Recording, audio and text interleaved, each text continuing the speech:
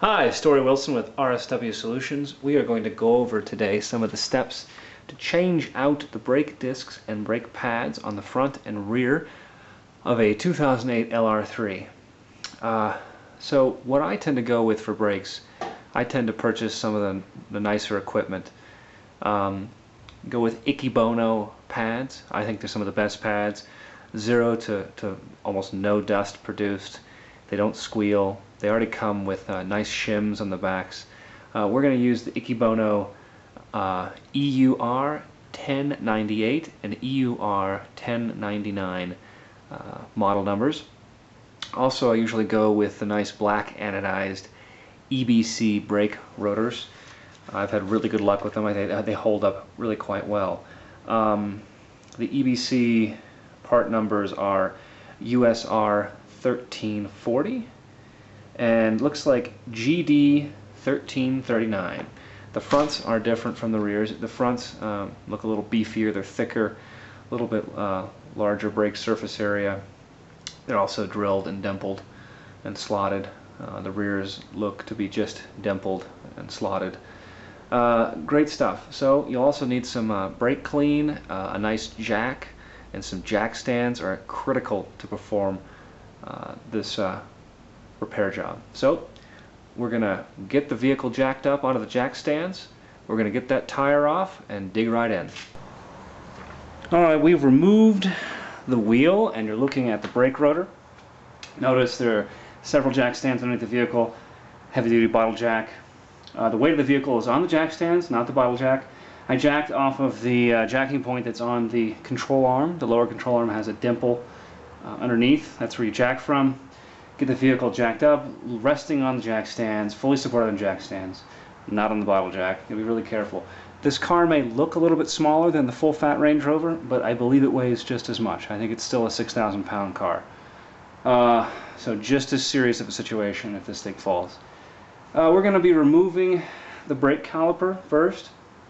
Then we'll be removing the actual brake rotor. This brake rotor is horribly scored and marked and bumpy and ridged. It's pretty bad. It looks like a really, really bad record. And it's extremely rusty. The scale on this is unbelievable. This vehicle probably sat for quite a while. So we're going to remove the brake caliper first. We're going to remove the brake caliper with a, with a 21 millimeter socket. This is also, I forget what this is called, like whatever, it's a multi-point socket. It's not the 6 points, it's like 16 or 12 point socket. And pop that guy off. It's going to be under a lot of pressure, so we've got our bar here, we've got our breaker bar. There is also a Torx bolt on the rotor head itself. It is a T50, and I got some penetrating fluid on there, and that actually is going to come off pretty easily. I'm surprised. Let's go and start to crack these main bolts on the caliper first.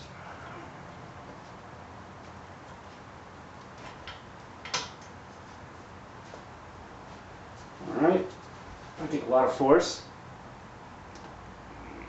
Yeah, this is going to take a while, but they will move. So here's a tip that I forgot to mention. You may want to turn the wheel so that the rotor, that the caliper is facing more openly. You can open up that area and get to the bolts easier. Make sure and turn the wheel, and then when you get to the other side, turn it the other way. It just makes the job a heck of a lot easier. Alright, so the caliper is ready to come off.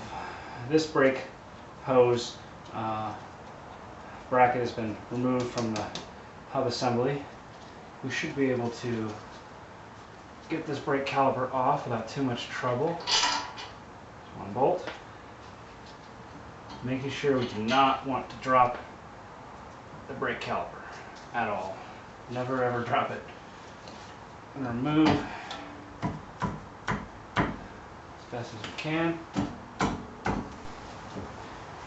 Well, the problem we have is that the brake pads are so worn into this disc that there's a ridge on the top of this brake disc or brake rotor, and so when the pads try to come off, there's like a lip, and it's hitting a lip. So I'm going to have to compress the pad a little bit to extract the brake caliper off the rotor. All right, so we have the situation resolved. I use a flathead blade in here to pry, push caliper open so I can remove the whole assembly now. And a couple things I just noticed, be very careful. There's a little yellow clip right here. It looks like it's holding the wheel speed sensor. Make sure that gets unclipped so you don't yank that off. But again, be very careful and very mindful of the tensions on this assembly here. You do not want to pull, yank, stretch, kink these brake lines at all. So I just got a little plastic trash can, set it on top of that. Now we're ready to, I'm going to go ahead and pull this off. We've got our Torx bolt that's already been loosened. Not enough. This Torx bolt. It's a Torx 50. Wow. I have never seen that happen without having to use a hammer. There we go. That is one corroded brake disc. You can see the lip that I was talking about. See, I can't get it. Oh, look at that. Just rust just coming on.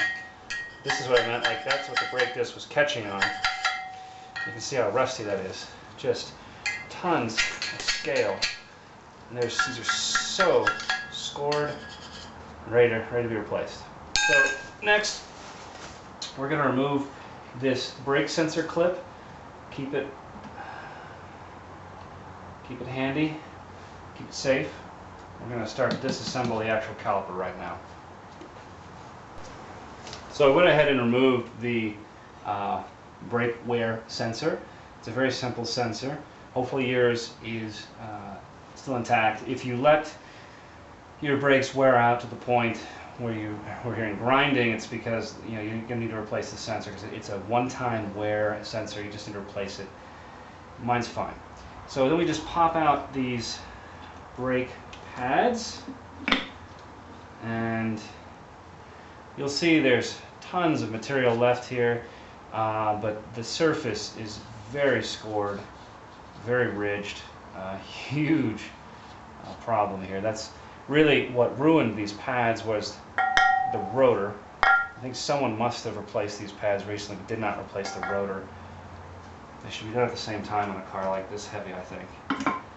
Again, pad looks okay, but it's very scored and pitted and grooved.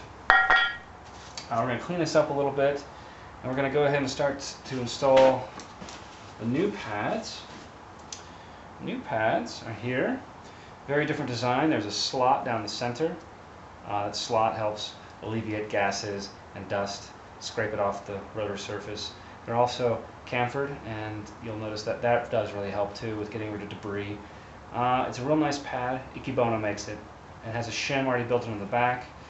Careful not to touch the surface and get any kind of grease on there.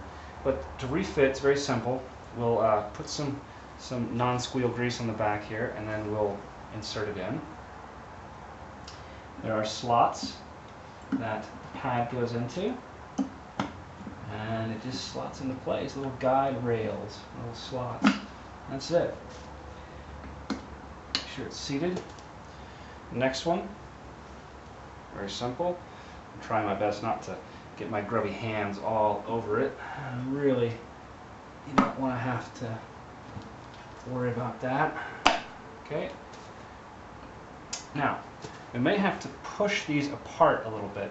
Push the caliper back into the housing, because as a brake pad wears, calipers push it closer and closer together towards the brake rotor. So when you separate them, you have to remember that fluid is being pushed back through the system, up through the pipe, into the master cylinder reservoir. Now, that's fine, but if you have to separate them a lot, you're going to overflow that reservoir. That's a bad situation. So if you do push them open, check the reservoir and remove fluid if necessary to keep it at a normal level. We're going to reattach the sensor, then we're going to put on the brake rotor. Brake rotor is real simple. Put on. Here's our brake rotor. Now, before you put any brake rotor on, you want to clean it. Every rotor comes from the factory. It's going to have some kind of oil residue on the surface. Use your brake clean and wipe it off real good. Now a rotor like this is going to have less residue on the surface. The residue, oil residue on the surface is to protect the rotor from rusting while sitting on the shelf. This rotor has a coating, an anodized coating to protect from rusting. So it's probably not that serious. And here's our rotor.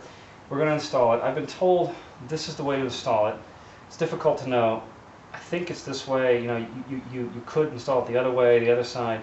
I think this is the way to have these grooves facing this direction. It's difficult to find the information online. The debate goes back and forth. Alright, that just goes back on. You take your Torx bolt. It secures the rotor to the hub.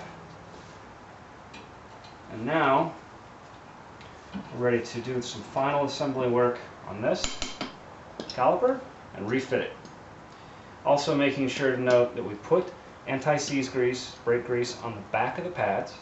Also going to put some anti-seize grease on the back of this rotor where it mates with the hub, just because I don't want this thing seizing to the hub. Simple as that, really. But we take some anti-seize grease and just get some in here. What you don't want to have happen is, you know, 3 or 4 years from now we do this again. You don't want this rotor to be seized to the hub with rust. And they usually are. I was actually very surprised how easy mine came off. A little dab of grease here will save a huge headache in the long run for yourself or the next owner. Again, not getting grease on the surface of the brake rotor. Very bad.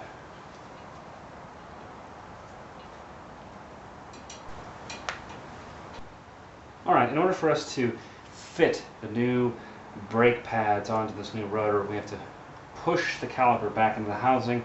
For that we have a large clamp, C-clamp, and we're actually using the old brake pad, just the one side, the caliper side of the brake pad, in position, and you just slowly tighten it down.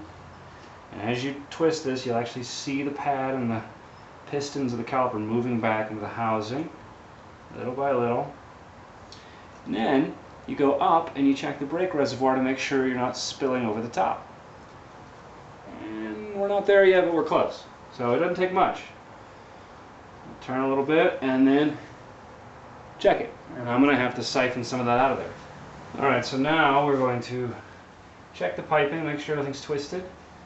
Caliper should go back over the rotor here, and it does, thankfully. Looks like we pushed it back just enough. Needs to go into position. There it is. And we'll put our sensor back in its location.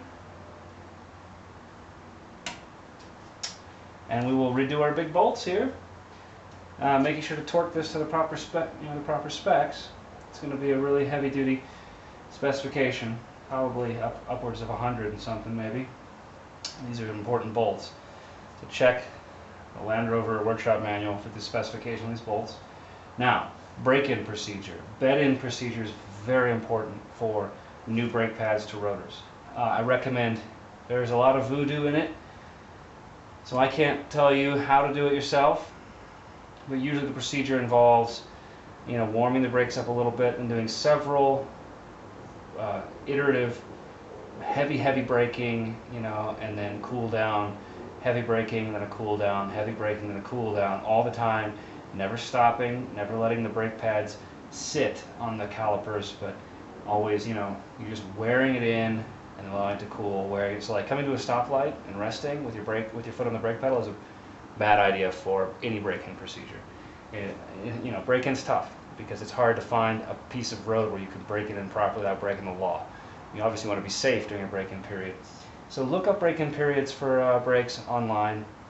It's important at least to do some kind of break-in period. And also remember that the first few miles of driving on these brakes, they're not going to work at all. Like, they're going to have extraordinarily increased braking distance. It's going to take a very long time for these to wear in properly. So be very cautious when you first go out. after installing these, because you're going to need to break them in at least a little bit for almost any braking to be effective. So be safe. Look up things you don't know. Send me emails if you have any questions. Visit my website. Thanks for watching.